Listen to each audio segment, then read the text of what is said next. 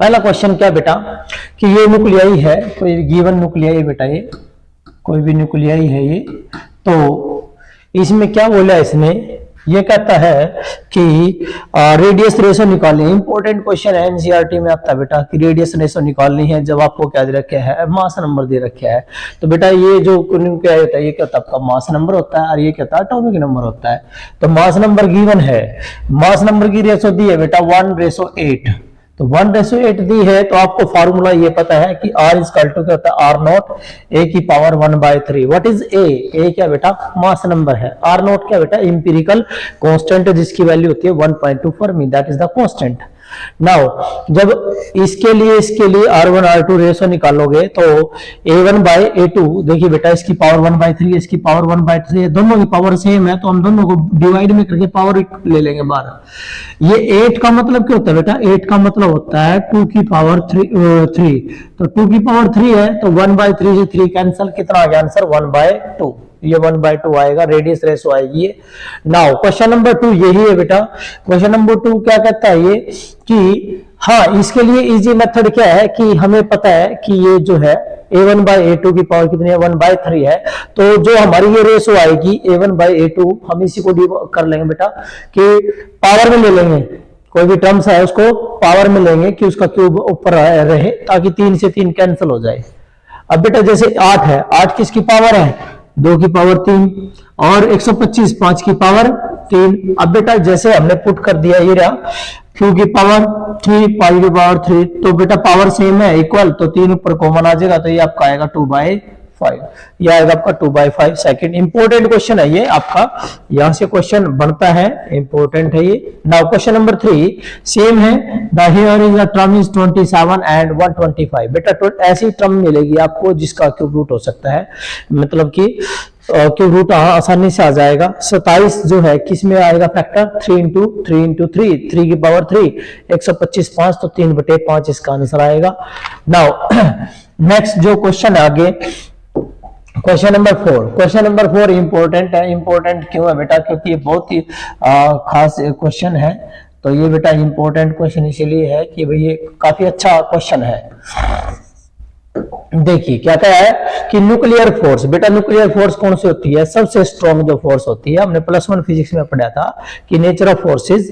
तो बेटा 4 प्रकार की फोर्स है, जो सबसे वीक है वो है ग्रेविटेशनल फोर्स, ठीक है। और ग्रेविटेशनल फोर्स की प्रॉपर्टी पढ़ी थी। सबसे स्ट्रॉन्ग फोर्स होती है बेटा न्यूक्लियर फोर्स। तो न्यूक्लियर फोर्स की प्रॉपर्टी है नंबर 1 सबसे स्ट्रॉन्गेस्ट है, it is the strongest force in nature. Second ये क्या होती है बेटा शॉर्ट रेंज, क्योंकि कम दूरी तक होती है। दूरी हमने किसमें मेजर कर रखी है फर्मी, किसमें कर रखी है बेटा फर्मी में ले रखा हमने, पता है। साइज ये कहां होती है न्यूक्लियस के अंदर होती है, और न्यूक्लियस का साइज कितना होता है 10⁻⁻15 metre.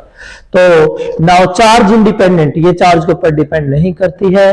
Now depend upon the spin, किसके ऊपर डिपेंड करेगी स्पिन के ऊपर डिपेंड करेगी to obey the conservation laws. Now non central है। नॉन सेंट्रल का मतलब होता है बेटा कि सेंट्रल फोर्स वो होती है, जैसे ये एक बॉडी ए है, ये एक बॉडी बी हो गया बेटा, जैसे कि ग्रेविटेशनल फोर्स हम कहते हैं भाई ये वाली है, ये लाइन ज्वाइनिंग देयर सेंटर, लेकिन ऐसा कुछ नहीं है। ये प्रोटॉन है, ये न्यूट्रॉन है, ये नहीं पता कि भाई प्रोटॉन और न्यूट्रॉन के बीच में just that is due to exchange of the particle. Yukawa एक साइंटिस्ट हुए थे जापान के, उन्होंने बताया था there is exchange of particles between proton and neutron inside the nucleus. Nucleus के अंदर क्या होता है there is something transfer between them, proton and neutron के बीच में बेटा, that is called pi meson. Now due to the exchange of something means एक पार्टिकल था जिसका नाम था pi meson, and the protons and neutron के बीच में inside the nucleus. Now next इसकी प्रॉपर्टी है बेटा, जो स्ट्रॉन्गेस्ट फोर्स होती है ये 10⁻38 टाइम्स होती है किसका ग्रेविटेशनल का, और न्यूक्लियर फोर्स जो बेटा 100 टाइम्स होती है किसका इलेक्ट्रोस्टैटिक फोर्स का। ये रहा रेशो, मैंने +1 में भी करा रखी है कि ratio 1 10⁻25 10⁻36 10⁻38। Now next question number 5। Question number 5 क्या बेटा, व्हाट इज एक्टिविटी। एक्टिविटी क्या होती है बेटा, देखिए जब कोई हैवी न्यूक्लियाई, ये हेनरी बैकरल और क्यूरी, इन्होंने एक्सपेरिमेंट किया था कि जो हैवी न्यूक्लियाई होते हैं वो अपने आप टूटते रहते हैं, डिसइंटीग्रेशन होती रहती है, self disintegration, and that is called radio activity. And the such substance which show this phenomena, उनको बोलते हैं बेटा, आप नाम लेते हो रेडियो एक्टिव एलिमेंट। तो ये कहता है कि रेडियो एक्टिविटी का मतलब है disintegration of A nuclei, heavy nuclei का डिसइंटीग्रेट होना अपने आप। इस माइनस का मतलब है कि ये चीज जो बेटा टाइम के साथ डिसइंटीग्रेट टूट रही है, कम होती जा रही है संख्या। तो now its unit is Becquerel. तो एस आई यूनिट बेटा बैकरल है, हालांकि इसकी यूनिट और भी है। नंबर 1 है, सबसे पहले क्या था बेटा, क्यूरी। क्यूरी क्या होता है, यदि 3.7 10 डिसइंटीग्रेट एटम जो है वो डिसइंटीग्रेट हो जाए किसमें, 1 सेकंड में, तो दैट इज कॉल्ड क्यूरी। और बेटा रदरफोर्ड का मतलब है जब 10 डिसइंटीग्रेशन हो जाए किसमें, 1 सेकंड में। और बैकरल का मतलब है कि 1 डिसइंटीग्रेशन इन 1 सेकंड। तो ये था बेटा। नाउ क्वेश्चन नंबर, हाँ, एक्टिविटी क्या मेजर करती है, रेट ऑफ डिसइंटीग्रेशन। क्या मापती है बेटा, रेट ऑफ इंटीग्रेशन मापती है। नाउ ये जो आगे बेटा, it is difficult to detect neutrino in nuclear reaction, कि ये न्यूक्लियर रिएक्शन में न्यूट्रिनो को डिटेक्ट करना इम्पॉसिबल क्यों होता है, बीटा डीके में क्यों होता है बेटा। कारण है क्योंकि जो है मासलेस है, उसका मास जो है ऑलमोस्ट जीरो होता है, न्यूट्रिनो का मास ऑलमोस्ट जीरो होता है, there is a no charge, that's why it is hard to detect the neutrino in the nuclear reaction. Now next question number 7। ये जो क्वेश्चन नंबर 7 है, इट इज इंपॉर्टेंट क्वेश्चन है बेटा, क्योंकि ये मास डिफेक्ट से रिलेटेड है। देखिए बेटा, ये रिएक्शन दी है, that is the uranium and that is the thorium helium and the energy, that energy, amount of the energy, भैया एनर्जी निकालनी है हमने। तो क्या दे रखा है बेटा, में गिवन है, मास गिवन है। मास किसकी है, यूरेनियम की गिवन है, मास थोरियम की गिवन है, मास हमें हीलियम की गिवन है। तो क्या होगा बेटा, मास के केस में मैंने हमेशा बता रखा है, in case of the mass आपने हमेशा क्या करना, रिएक्टेंट माइनस प्रोडक्ट। बेटा मास के केस में हमेशा रिएक्टेंट माइनस प्रोडक्ट करना है। तो देखिए, mass of the reactant minus mass of the product, तो जो रिएक्टेंट है वो क्या आपका यूरेनियम, इसकी मास माइनस इन दोनों की मास का सम कर दो बेटा, वो दैट इज द प्रोडक्ट। तो आपके पास आंसर आएगा, ये आपका आंसर आएगा, ये मास डिफेक्ट आया बेटा। अब ये मास डिफेक्ट यदि एनर्जी के अंदर कन्वर्ट करना है तो आपने, मैंने बता रखा है, इस U को आप चेंज कर दो किसे, 931.5 मिलियन इलेक्ट्रॉन वोल्ट से, तो आपकी एनर्जी आएगी, and energy that should be 4.25 million electron volt, ये एनर्जी आ जाएगी बेटा।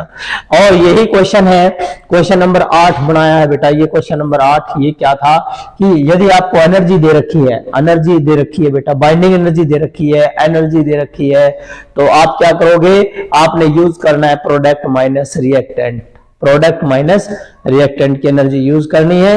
नाउ नेक्स्ट, न्यूक्लियॉन्स क्या होते हैं बेटा, मैंने बता रखा है न्यूक्लियॉन्स क्या होते हैं बेटा, प्रोटॉन और न्यूट्रॉन के अंदर, प्रोटॉन और न्यूट्रॉन के, सॉरी, न्यूक्लियस के अंदर, न्यूक्लियस के अंदर कौन कौन होते हैं, 2 टर्म्स होती हैं, proton and neutrons, they are exist together in the nucleus due to the strong nuclear force.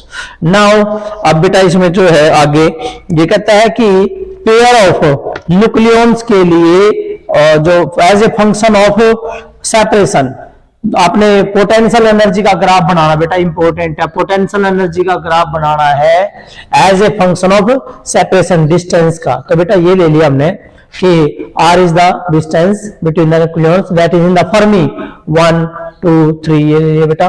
और यहां पर जो है ये जो सेंट्रल लाइंस है, that is the central lines. इससे नीचे क्या है बेटा, नेगेटिव, और ऊपर क्या है, पॉजिटिव। हमें पता है कि नेगेटिव क्या होता है, अट्रैक्टिव, तो नीचे जो आएगा वो अट्रैक्टिव का ग्राफ आएगा, ऊपर क्या आएगा बेटा, रिपल्सिव का ग्राफ आएगा। तो यहाँ पर ये माइनस का 100 है बेटा, यहाँ ये प्लस का 100 है, and that is the potential energy million electron volt, and that is the separation. तो ये आएगा बेटा graph. Now question number 10, question number 10 क्या बेटा, ये क्वेश्चन नंबर 10 क्या मिलेगा आपको, यहाँ गिवन होगा A1 A2 A3 A4, ये गिवन होगा बेटा, A1 A2 A3 A4। भाई A में से क्या निकल गया, अल्फा, तो A1 बना।